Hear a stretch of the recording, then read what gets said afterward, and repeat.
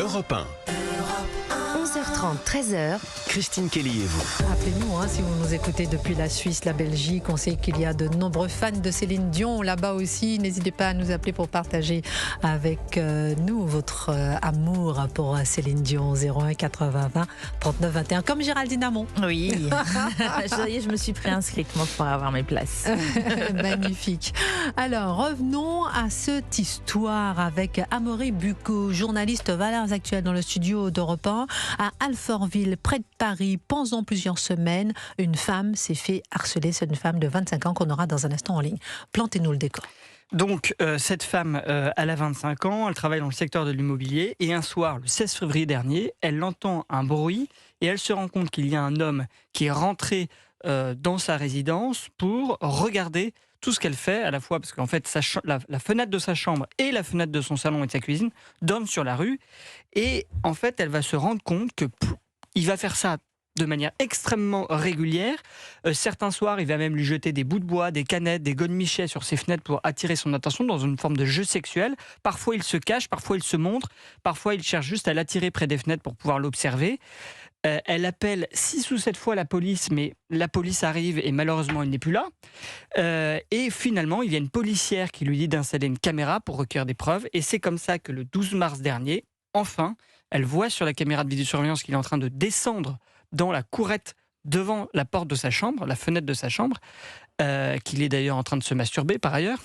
Et son petit ami le bloque et finalement la police arrive et l'interpelle. Alors cet homme, il a 39 ans. Il s'agit d'un Pakistanais qui est en situation régulière. Il a une demande de titre de séjour en cours. Et donc, il a été placé en garde à vue. Et il a été jugé par la suite. Alors, ce qui est assez fou, c'est qu'il a été jugé librement. C'est-à-dire que, résultat, Coralie, la victime, l'a croisé avant le procès. C'est ce qu'elle raconte. C'est même son petit ami qui a dû s'interposer tellement il l'a regardé de façon malsaine. Pareil, pendant l'audience, il l'a regardé de manière extrêmement malsaine. Lui a nié totalement les faits face au juge. Pareil en garde à vue, et il a été condamné à 8 mois de prison avec sursis, c'est-à-dire qu'il est ressorti libre, et le résultat, c'est aujourd'hui que Coralie ne veut plus habiter chez elle, n'ose plus retourner chez elle. Je ne comprends pas pourquoi aujourd'hui on est obligé de quitter, comme on est harcelé, c'est toujours la personne harcelée qui s'en va. Coralie, vous êtes en ligne avec nous, on vous appelle Coralie, merci d'oser témoigner en exclusivité sur Europe 1. Comment avez-vous vécu cette situation, Coralie ? Oui, bonjour, merci de m'écouter. J'ai très mal vécu cette situation qui a duré trop longtemps pour moi. Donc, ce monsieur est venu durant 3 semaines. Donc, durant 3 semaines, je me suis cloîtrée chez moi en sachant que quand la nuit tombait, une personne allait venir m'observer. Donc, c'était très angoissant parce que je n'avais aucun doute sur le fait que cette personne allait se présenter. Donc, le schéma était répétitif tous les soirs et plus les interventions de police échouaient, entre guillemets. Vous avez appelé plusieurs fois la police, justement 6 ou 7 fois. Oui, exactement. Sans succès. Ils sont venus à chaque fois, il y a 2 minutes d'intervalle. Je pense qu'ils se cachaient dans la rue, ils n'arrivaient pas à l'attraper. Et c'est grâce à la caméra de surveillance que vous avez pu identifier cet homme d'origine pakistanaise qui vous harcelait. Exactement, grâce à cette caméra. Et j'ai pu également prouver le fait qu'il venait et qu'il faisait ce qu'il faisait devant chez moi. Il venait, voilà, il vous envoyait des objets, des godemichets, il se masturbait devant vous. Vous avez finalement porté plainte. Il a eu 8 mois de prison avec sursis. Vous vivez toujours à Alfortville. Qu'est-ce qui se passe? Comment vous avez vécu après? Je le vis toujours très mal.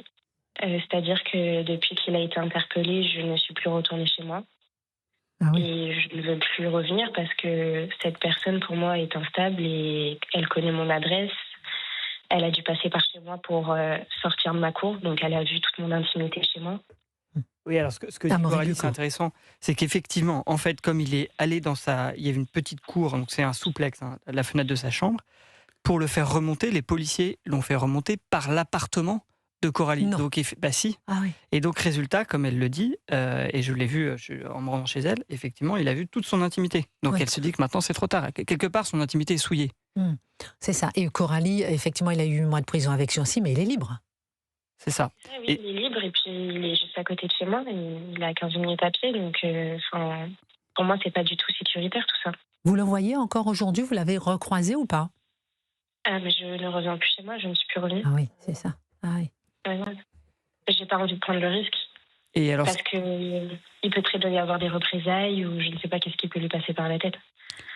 ce que vous me disiez, Amaury Bucco, sur Coralie, Europe par 1. ailleurs, excusez-moi, c'est que le plus fou, c'est donc... Devant le micro, Amaury. Pardon, son titre de séjour est donc en cours de renouvellement, mais à aucun moment, pendant le procès, il n'a été question de ne pas lui renouveler. Ou de... Non, moi j'ai voulu le demander, mais apparemment on n'était pas en mesure de parler de ça ou du moins d'en faire la demande. Sa présence en France n'a pas été remise en cause, quoi. C'est ça qui vous a choqué aussi. Non. Oui, ça m'a énormément choqué. Je comprends pas comment ça. On va lui renouveler son titre de séjour. Bah, apparemment. Gabriel Cluzel. visiblement, oui. Non, mais c'est incroyable. Bah, Ça ne attends. fera pas partie du dossier d'études pour le renouvellement. Cette affaire. Visiblement, non. Enfin, c'est terrifiant. Et vous n'avez De pas... ce qu'on m'a dit, de ce qu'on m'a dit, on m'a dit d'appeler la préfecture. Oui. Voilà. Oui, donc c'est de à le vous signaler. de demander, d'appeler la préfecture, de faire les Exactement. démarches pour... Et au moment où il a été condamné à 8 mois de prison avec sursis, sa présence en France n'a pas du tout été remise en cause. Non, à aucun moment ils en ont parlé. Mais quand on Incroyable. étudie un renouvellement, on étudie quoi alors? Non, mais Bah, en ça fait, paraît vous avez deux complètement volets. délirant. Vous avez le volet judiciaire et le volet Et administratif. donc ces gens-là ne communiquent pas ensemble. Ouais. Alors, pas toujours. Ce qui est vrai, c'est Incroyable. que... Ça y est, il y a une bonne invention qui s'appelle le téléphone. Non, mais Oui, je vous assure Ouais. que c'est assez flagrant. Quand Ouais. vous assistez à des audiences, les juges ne sont souvent pas au courant de la situation administrative et tout est déclaratif. On ne sait pas vraiment si le gars est en situation irrégulière ou pas, s'il a eu des OQTF. C'est seulement déclaratif. Il y a effectivement très peu de communication. Après, ce que peut faire le tribunal, et normalement c'est une obligation pour certains crimes sexuels, c'est demander une interdiction du territoire français dès lors que c'est grave et que c'est sexuel. Et inclure ça dans la peine. Mais là, en l'occurrence, ça n'a pas été le cas. C'est bien ça, hein, Coralie? C'est exactement ça, sachant que son titre de séjour c'est encore en cours de demande de prolongation. Incroyable. Incroyable. Parce que sa carte initiale a expiré, donc il a juste un papier de prolongation qui doit être acté. Il travaille, ce monsieur? Apparemment, mais j'ai l'impression que toutes les informations le concernant qui ont été dites n'ont pas été vérifiées. Donc, en soi, ce qu'il a dit, est-ce que c'est vrai ou faux, je ne pourrais pas le savoir, mais apparemment, oui, il travaille. Oui, alors ça, c'est une autre particularité du système judiciaire français, pour aller souvent en comparution immédiate. Il y a une enquête sociale qui est menée en amont, mais qui est déclarative. Et la justice essaye de vérifier par des coups de fil, et puis s'ils n'arrivent pas à avoir quelqu'un, l'employeur, etc., eh ben, on prend en considération ce profil déclaratif, qui va pourtant être très important, puisque vous savez qu'au nom du principe de l'individualisation de la peine, c'est votre profil qui va déterminer la peine. Et malgré les incertitudes qu'on a, souvent, ça détermine la peine. Et lui, effectivement, a dit qu'il avait une situation professionnelle stable. Alors, vous allez nous en dire plus tout à l'heure, Amaury, sur son profil. Coralie, qu'est-ce que vous allez faire maintenant? Qu'est-ce qui va se passer maintenant pour vous? Vous ne retournez plus chez vous? Vous avez porté plainte, il a été condamné, mais le traumatisme reste, vous ne pouvez plus retourner chez vous. Qu'est-ce qui va se passer maintenant? Ce qui va se passer maintenant, c'est grâce à ce monsieur, je vais devoir être suivie. Parce que depuis, certes, je reviens plus chez moi, mais je ne dors plus non plus. Voilà, j'ai des réveils nocturnes, j'ai un stress post-traumatique. Et d'après le juge, j'aurai le droit à être suivie par un psychologue lié à la justice, entre guillemets, si je ne me trompe pas, qu'à partir du 9 septembre. Donc, je vais devoir le faire à mes frais et faire les suivis nécessaires pour moi. Et je cherche à déménager très rapidement.